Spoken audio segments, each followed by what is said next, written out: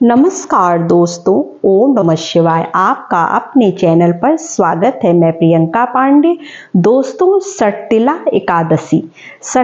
एकादशी जो है 2025 में वो कब पड़ रही है? तो सटतिला एकादशी 2025 में जो है वो 25 जनवरी दिन शनिवार को पड़ रही है। तो सटतिला एकादशी जो है जो साल की सबसे बड़ी एकादशी मानी जाती है। तो इस दिन जो, क्योंकि ये माघ मास की जो है वो सबसे बड़ी एकादशी होती है। तो जैसे तो लोग साल में बहुत सारी एकादशी पड़ती है तो लोग उसके व्रत करते रहते हैं, लेकिन कुछ लोग होते हैं जो खास एकादशियों के व्रत करते हैं। उसमें से जो है ये सबसे खास एकादशी होती है जो सटतिला एकादशी होती है, जो माघ मास में पड़ती है। तो इस दिन हमें क्या करना चाहिए? तो इस दिन हमें सुबह सवेरे स्नान कर लेना चाहिए। तो स्नान का जो शुभ मुहूर्त है वो 5:15 पर ब्रह्म मुहूर्त में हमें स्नान करना है। स्नान करने के बाद हमें जो है हरि विष्णु की पूजा करनी है और साथ में आपको लड्डू गोपाल की पूजा करनी। उस दिन हमें लड्डू गोपाल की विशेष पूजा करनी चाहिए।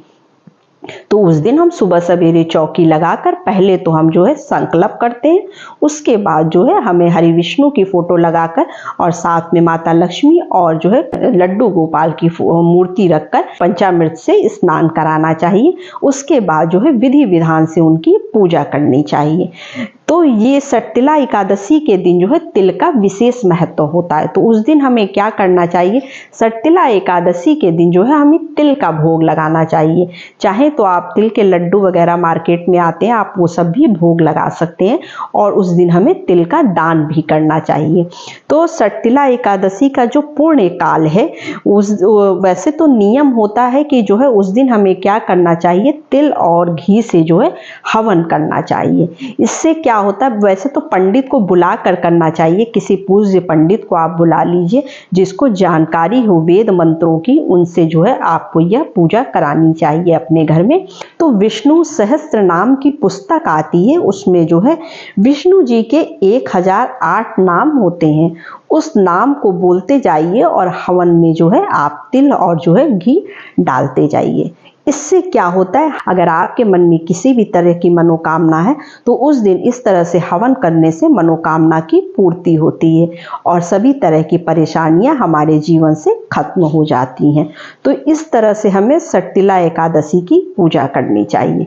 विधि विधान से हरि विष्णु की पूजा करनी चाहिए। विशेष करके माता तुलसी जी का जो है विशेष महत्व होता है, क्योंकि विष्णु जी को जो है तुलसी अत्यधिक प्रिय है। तो आप तुलसी का मतलब भोग में जो है तुलसी जी जरूर डालिएगा और जो है गोपाल जी को भी, अगर आप उनको भी साथ में बिठा रहे हैं, उनकी भी आप विशेष रूप से पूजा करिए और उनको भी तुलसी का भोग जरूर लगाइएगा। भोग को आपको कितनी देर छोड़ना है? तो भोग को आपको सिर्फ 2 मिनट, 1 से 2 मिनट ही छोड़ना है।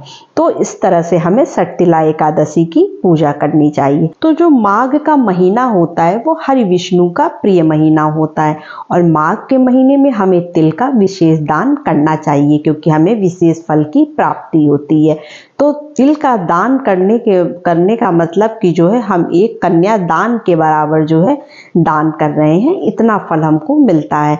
या फिर सोने के दान करने के बराबर फल प्राप्त होता है। 1000 जो है तपस्या करने के बराबर फल की प्राप्ति होती है। तो इसलिए जो है माघ के महीने में सटतिला एकादशी के दिन जो है हमें तिल का दान जरूर करना चाहिए। और हाँ, हमें 6 तरीके से जो है उस दिन तिल का प्रयोग करना चाहिए। तो चलिए अब मैं आपको बताती हूँ कि आखिर हम 6 तरीके से जो है उस दिन तिल का प्रयोग कैसे करेंगे। तो पहले तो जो है हम स्नान के पानी में जो है, जो अगर आप नदी सरोवर में नहाते हैं तो कोई बात नहीं है। अगर आप अपने घर के मिश्रित जल से नहा रहे हैं, गंगा जल डाल के, तो उसमें तिल डालकर आप स्नान जरूर करिएगा। इस तरह से हम तिल का प्रयोग करेंगे। दूसरा प्रयोग हम जो है उपटन बनाकर करेंगे।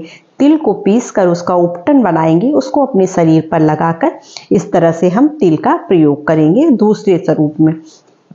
तीसरे तरह से हम जो है तिल का प्रयोग करेंगे पूजा में। जो है पूजा जब हम करेंगे हरि विष्णु की, तो हम जो है तिल समर्पित करेंगे।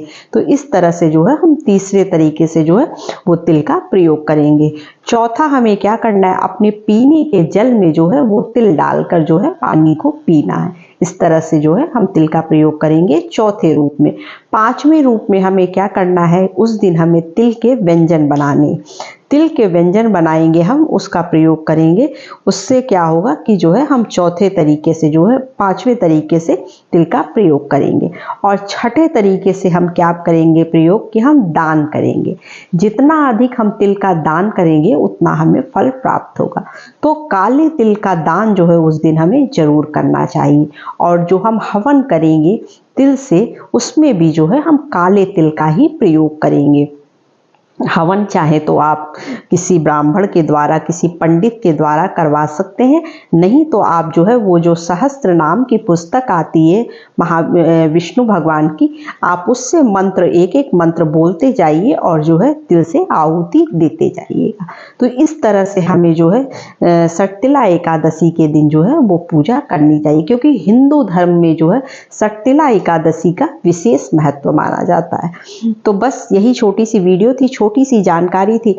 अगर वीडियो अच्छी लगती है तो चैनल को लाइक सब्सक्राइब ज़रूर कर लीजिएगा, और हाँ, वीडियो को आगे तक शेयर कर दीजिएगा ताकि और भी लोगों को जानकारी प्राप्त हो। तो नमस्ते फ्रेंड्स, ओम नमः शिवाय।